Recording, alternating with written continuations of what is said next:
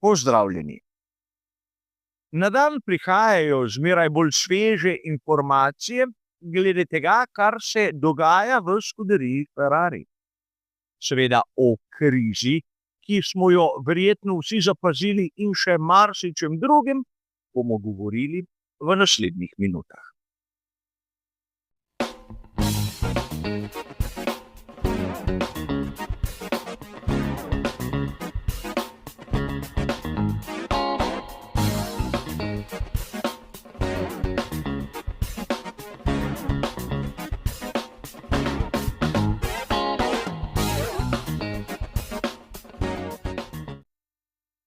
Na kanalu Badger's Way pogostokrat govorimo o scuderiji Ferrari.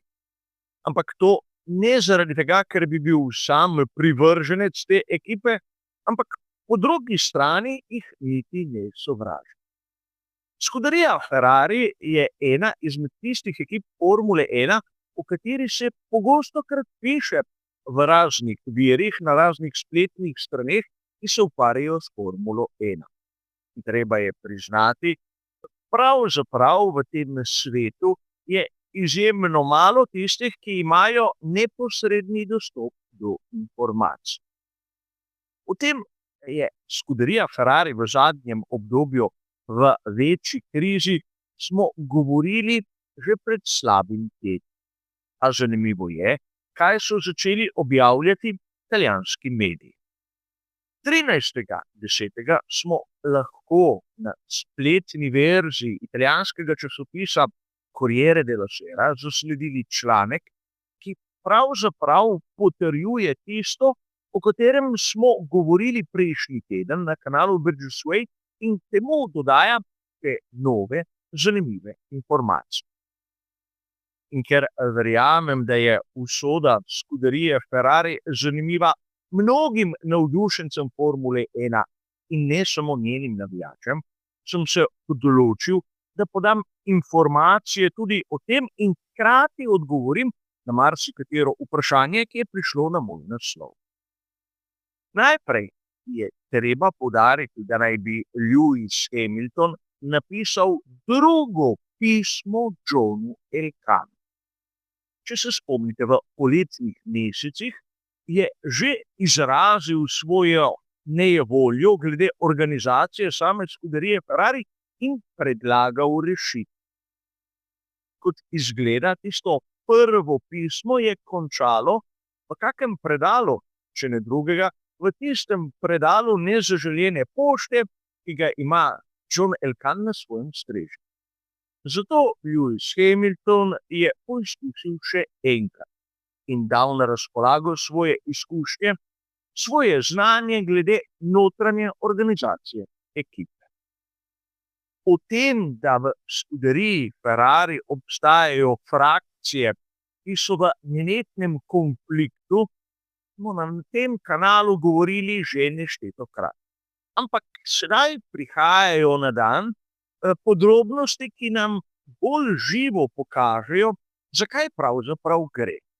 V tem trenutku, kot kaže, obstaja boj med tistimi, ki projektirajo bolid v Maranellu, in onimi, ki se ukvarjajo samimi nastavitvami, samim delovanjem na progi.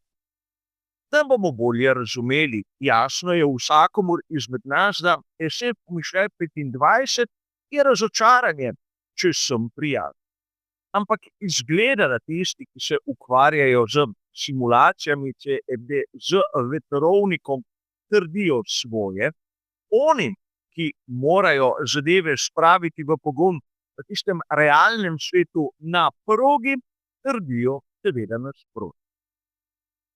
In tu je prvi kamen spotivke, kajti opazili smo, da izboljšave, ki so jih nekako skušali uvesti med sezono, niso delovale. Seveda ne morejo delovati, če se dva glavna oddelka ne moreta nekako sprijazniti s tem, kdo je kriv in kdo je odgovoren. Eden na drugega valista krivdo, namesto da bi iskala rešitev.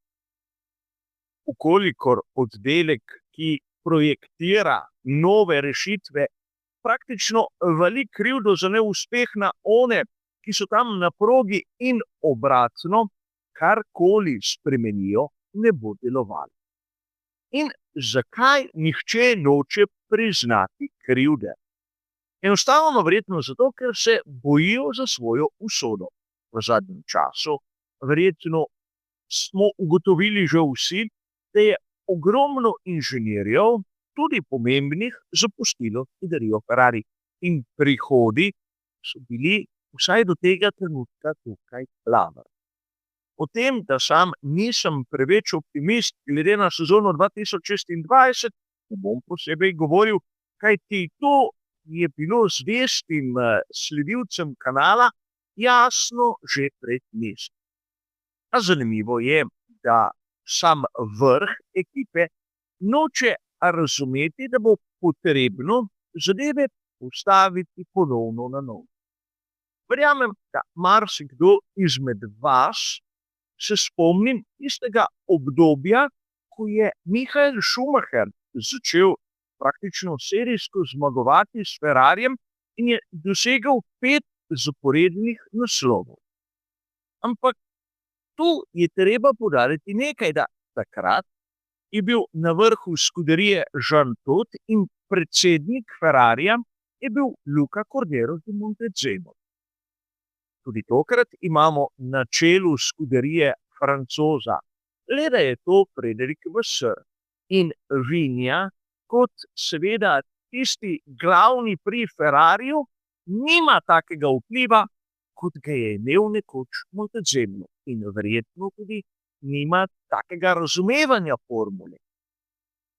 A glavni kamen spotike je seveda John Elkann. In tudi o tem smo govorili, predvsem v tistem prispevku, kjer sem opisal strmi padec vrednosti delnic Ferrarija, zaradi tega, ker enostavno nima vizije. In to je pomembno, namreč, če človek nima vizije, ne ve, v kakšno smer mora usmerjati svoje podjetje. A marsikoga tudi zanima, zakaj je prišlo do nekega konflikta med Ferrarijem in FIO. Tem ste lahko prebirali na raznih virih, kjer ste morda opazili, da pravzaprav so bili samo veliki kričeči naslovi, ampak vsebine v resnici ni bilo. Malce sem pogledal po forumih, malce sem tudi vprašal tiste, ki vedo. In odgovor je bil precej logičen, čeprav verjetno navijačem ne bo všeč. Res, FIA tukaj natančno spremlja Ferrarija. Ampak zaradi tega, ker vedo, da SE pomišljaj 25 deluje samo na tistih minimalnih razdaljah dna od same asfaltne površine. In nimajo nič posebnega proti Ferrariju. Le vedo, da v trenutku, ko je njihov bolid hiter, je treba z natančnostjo preverjati, kako obrabljena je tista distančna deska na samem dnu. Torej, pri FII so pri vseh enaki, samo zavedajo se, da pri Ferrariju, kolikor so hitri, morajo biti ekstremno pozorni, da ne bi prišlo do tega, da je na primer tista distančna plošča bolj obrabljena kot pri konkurenci. In seveda, tu je treba poudariti, da ne preverjajo vsi bolidi na vseh parametrih po vsaki dirki. Seveda tisti, ki dirko končajo, gredo skozi Park Fermé in tam se na primer tudi žreba nekatere, ki so temeljito pregledani. Ampak to še ne pomeni, da so pravzaprav do zadnjega vijaka razstavljeni vsi. In tu bi marsikdo lahko dejal, saj bi lahko zaprli oko ali dve in sam dodam, lahko bi si tudi zamašili ušesa ter nosove. Ampak če je nekomu znano, da ima določen bolid težave tam pa tam in ukolikor ga vidi nekako, da je hitrejši kot običajno, je logično, da se preverja, da slučajno, seveda v tem primeru, ne bi bil spuščen prenizko. In to je srž tega problema, ki ga vidimo med samo FIO in Ferrarijem. Nič drugega, nobenih zamer, nobenih konfliktov, le to, da jim ne pustijo biti prek onega, kar veleva pravil. A mnogi so se začeli spraševati, zakaj pravzaprav pri Ferrariju nočejo poslušati tistega, kar pravi Lewis Hamilton. In zasledil sem eno izjemno zanimivo frazo, da si Lewis Hamilton ne želi končati, tako kot je svojo avanturo pri Ferrariju zaključil Sebastian Vettel. Vettel je imel svoje ideje, tudi Vettel je imel svoje zahteve. Ampak nihče mu ni dajal podpore, nihče ga ni želel poslušati in na koncu, če se spomnite, na primer sezon 2019-2020, je bila situacija res klavrna. Lewis Hamilton, kot vsak drugi voznik, si tega ne želi. Ampak zakaj so pri Ferrariju toliko na strani Charlesa Leclerca? Zakaj ne dajo tudi Hamiltonu priložnosti, podpore oziroma možnosti? Enostavno zaradi tega, vsaj tako pravijo mnogi na družbenih omrežjih, ker se nekateri v skuderiji Ferrari skrivajo za Charlesom Leclercom. Namreč Leclerc v njihovih očeh je tisti, ki bo nekako čudežno nadoknadil manko, ki ga ima bolid. In tu si mislijo, da bodo lahko s podporo temu vozniku zakrili slabo delo, ki so ga opravili sami. Mnogokrat smo lahko videli, kako pri skuderiji Ferrari so izbrali čudne strateške prijeme, kako so voznike klicali na postanek v nepravem trenutku in še bi lahko naštevali. Ampak če je, na primer, Charles Leclerc dosegel pole position, je marsikatera napaka, ki je na koncu skuderije stala tudi zmago, bila nekako potisnjena v ozadje. Mnogokrat smo lahko v medijih brali, kako skuderija ni imela sreče, ampak bili so hitri. Namesto da bi se odgovorne za takšen debakel enostavno postavilo pred vrat. Verjetno marsikdo je zasledil, kako bo lahko sezona 2025 ena izmed najslabših, kar smo jih videli pri skuderiji v zadnjem obdobju. Namreč Red Bull je sedaj na 4. mestu v konstruktorskem seštevku, je presneto blizu in tam dobro vemo, da je edino Max Verstappen tisti, ki dosega večino točk. A rad bi vas spomnil, da na primer v že omenjeni sezoni 2020 je bila situacija bistveno slabša. Takrat so bili na koncu 6. med konstruktorji, če me spomin ne vara. In rad bi vas spomnil še na nekaj. Ta vikend bomo lahko spremljali veliko nagrado Združenih držav Amerike na progi v Austinu. Se kdo spomni rezultata iz lanske sezone?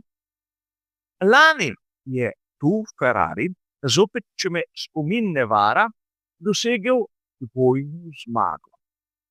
Kaj lahko pričakujemo letos? Verjetno bi bil vsak izmed sledilcev Formule 1 zadovoljen že s tem, da bi Ferrari prišel na zmagovalni od. Ampak menim, da bo to presneto težko. Jean Todt, ki je deloval pod komando Luke Cordera di Montezemola, je porabil kar nekaj sezon, da je iz kritične situacije prišel do prvega naslova svetovnega prvaka. Govorimo o sezoni 1999. Todt je v Ferrari prišel leta 1993 ter začel z rekonstrukcijo same ekipe. Tudi Frederic Vasseur seveda v nekaj sezonah čudežev ne more napraviti, ampak kakšnih resnih sprememb seveda ni videti. In zopet vprašanje, ki je prišlo s strani mnogih izmed vas. Ali je možno, da bi, na primer, Christian Horner prišel v skuderijo Ferrari? Prvič, baje, kot pravijo govorice, se Horner in Hamilton ne prenehajo. In drugič, pred približno 3 meseci so v Srju podaljšali pogodbo. In kdo jo je podaljšal? Tisti John Elkann, ki je tam na vrhu, ki skrbi v dobrem in predvsem v slabem za skuderijo Ferrari. Tisti, ki je, po mojem mnenju, objektivno odgovoren za vse, kar vidimo danes. Zato, ker pravzaprav ni storil nič. Ali vsaj ne nič pametnega. A vidimo lahko, da marsikdaj mi navdušenci lahko tudi od doma, brez da smo sredi praktično dogajanja, razumemo marsikaj, tudi krizi skuderije Ferrari. In zanimivo je, kako italijanski mediji, ki so odzmeraj izjemno lojalni skuderiji Ferrari, so začeli biti resnično kritični. Verjamem tudi, da marsikdo iz publike ima tega dovolj in sam sem nekako užaloščen, ker mnogim navijačem skuderije Ferrari že leta servirajo iste zgodbe, iste izgovore, brez da bi lahko videli prave obljubljene rezultate. A upajmo, da bo kmalu zadeva drugačna. Za danes bo to vse. Hvala za vašo pozornost in nasvidenje.